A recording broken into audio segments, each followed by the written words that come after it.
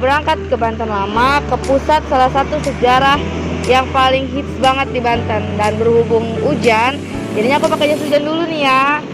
Jangan lupa ikutin aku terus, oke? Perjalanan aku ke Banten Lama itu aku mulai dari rumah aku guys, yang bertepatan di daerah Jalan Sentul, Kecamatan Serang, Kota Serang. Jarak waktu yang aku tempuh menuju Banten Lama kurang lebih 30 menit guys. Video perjalanannya aku skip dulu ya guys.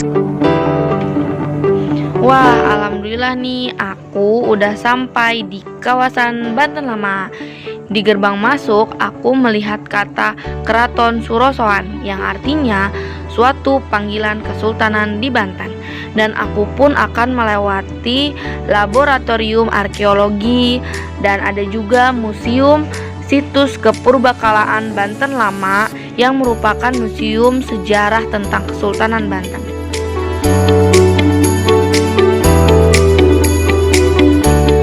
Sebelum masuk ke dalam, kita cari parkiran terlebih dahulu ya, biar aman kendaraannya. Untuk parkiran bayar 5.000 ya guys, hehehe.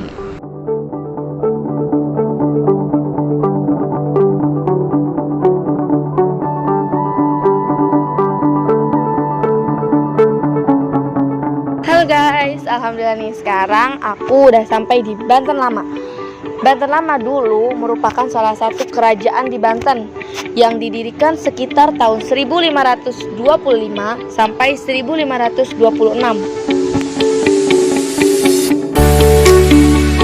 Maulana Hasanuddin merupakan pendiri sekaligus sultan pertama dari Kesultanan Banten nih guys. Ia mendirikan Kesultanan Banten pada tahun 1527 setelah merebut wilayah Banten Girang dari Pucuk Umun. Banten Girang kemudian menjadi wilayah pertama dari Kesultanan Banten. Banten yang awalnya hanya sebuah kadipaten telah berubah menjadi kesultanan yang berada di dalam pengaruh Kesultanan Demak. Di bawah pemerintahannya, Kerajaan Banten mengalami perkembangan yang cukup signifikan. Kesultanan Banten adalah kerajaan maritim yang mengandalkan perdagangan untuk menopang perekonomian kerajaan. Untuk memudahkan hubungan dagang dengan pesisir Sumatera melalui Selat Sunda, pusat pemerintahannya kemudian dipindahkan dari pedalaman Banten Girang ke pesisir pantai. Di kawasan Teluk Banten, Maulana Hasanuddin membangun 3 institusi penting sebagai motor perubahan kerajaan. 3 institusi tersebut adalah yang pertama masjid sebagai basis kegiatan sosial keagamaan, yang kedua Keraton Surosoan yang menjadi pusat pemerintahan, dan pelabuhan yang menjadi sentra ekonomi. Di tengah Sultan Maulana Hasanuddin memimpin Kesultanan Banten, Kesultanan Banten dikenal sebagai bandar besar yang menjadi persinggahan utama dan penghubung antar pedagang dari Arab, Persia, India, Cina dengan negara-negara di Nusantara. Selain itu, Kesultanan Banten juga menguasai Lampung yang banyak menghasilkan rempah-rempah. Di era Sultan Maulana Hasanuddin pula, Banten dapat melepaskan diri dari Demak pada tahun 1568 Masehi. Sultan Maulana Hasanuddin wafat pada tahun 1570 dan dimakamkan di Masjid Agung Banten.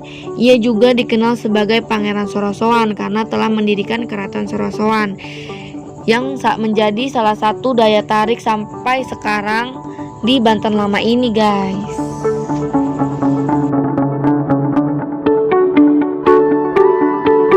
Alhamdulillah sekarang udah waktu sholat zuhur, dan sekarang aku mau sholat di salah satu masjid di Banten Lama.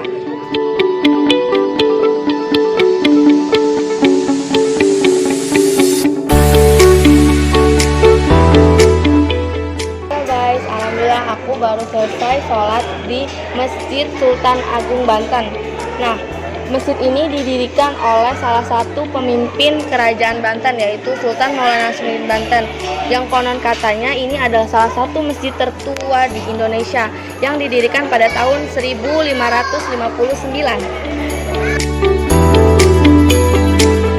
Di antara masjid-masjid tua di Indonesia, terkhusus di Pulau Jawa nih guys, Masjid Sultan Agung Banten memiliki ciri yang cukup mencolok, yakni tata bangunan masjid mendapat pengaruh dari 2 arsitektur yang memiliki latar belakang berbeda. Yang pertama yaitu Raden Sepat yang berasal dari Kerajaan Majapahit. Yang kedua yaitu Tejek Bantajut berasal dari negeri Cina. Arsitek ini memberikan pengaruh kuat pada bentuk atap masjid Sultan Agung Banten yang bersusun 5 layaknya pagoda Cina. Masjid Agung Banten memiliki banyak sekali makna filosofis pada setiap detailnya. Yang pertama yaitu 6 pintu masjid menggambarkan rukun iman. Pintu masjid sengaja dibuat pendek sehingga memaksa pengunjung untuk menunduk sebagai simbol ketundukan kepada Sang Pencipta. Yang kedua, tiang masjid terdiri dari 24 tiang sebagai simbol waktu 24 jam.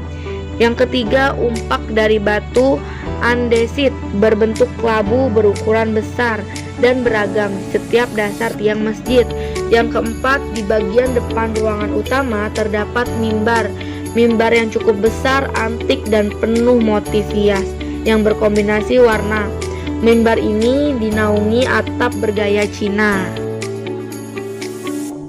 Nah, sebelum mengelilingi Banten lama, aku mau ziarah terlebih dahulu nih guys ke makam salah satu pemimpin kerajaan di Banten ini, yaitu Sultan Maulana Hasanuddin Banten.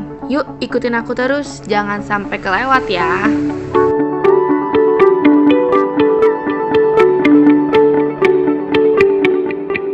Makam salah satu pemimpin Kesultanan Banten, yaitu Sultan Maulana Hasanuddin, yang terletak di bagian serambi kiri Masjid Banten Lama, tepatnya arah bagian utara. Terdapat makam Sultan Maulana Hasanuddin dan istrinya, ada pula Sultan Agung Tirtayasa dan Sultan Abu Nahar Abdul Qohar.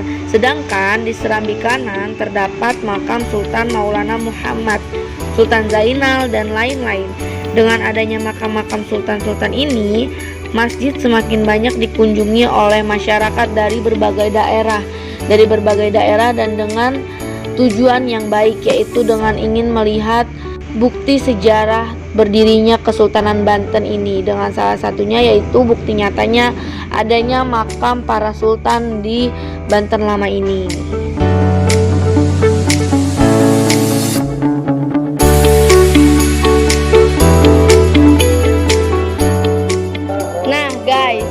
Di Banten Lama ini ada merupakan ciri khas dari Banten Lama, yaitu Menara Banten yang ada di Banten Lama ini. Nah, dari menara ini merupakan salah satu daya tarik para pelonco dan para penziarah datang ke Banten Lama. Arsitek yang berperan cukup penting dalam proses pembangunan menara yang ada di Banten Lama ini yaitu seorang Belanda yang kabur dari Batavia ke Banten yang bernama Hendrik Lucas Cardie. Arsitek berstatus mualaf tersebut memberikan pengaruh pada bentuk Menara Banten yang berbentuk mercusuar di negeri kincir angin. Lucas pun mendapat gelar kehormatan yaitu Pangeran Wiraguna. Menara Banten ini berdiri setinggi 24 meter dengan diameter 10 meter. Dapat dimasuki sampai atas dengan menaiki 83 anak tangga yang ada di dalamnya.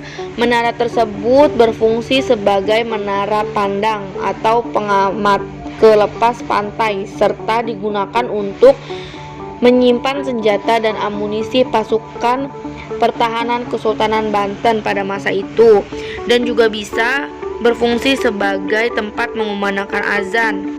Menara Masjid Agung Banten pada saat itu diusulkan oleh Lucas Cardie untuk pembangunan tiamah yang berfungsi sebagai tempat musyawarah dan kajian keagamaan pada masa Kesultanan Sultan Haji. Halo guys, alhamdulillah nih sekarang kita udah selesai untuk mengulik apa itu isi dari beberapa dari Banten Lama ini, dari mulai masjidnya, menaranya, dan tempat penjarahannya. Jadi udah cukup ya perjalanan vlog kita hari ini.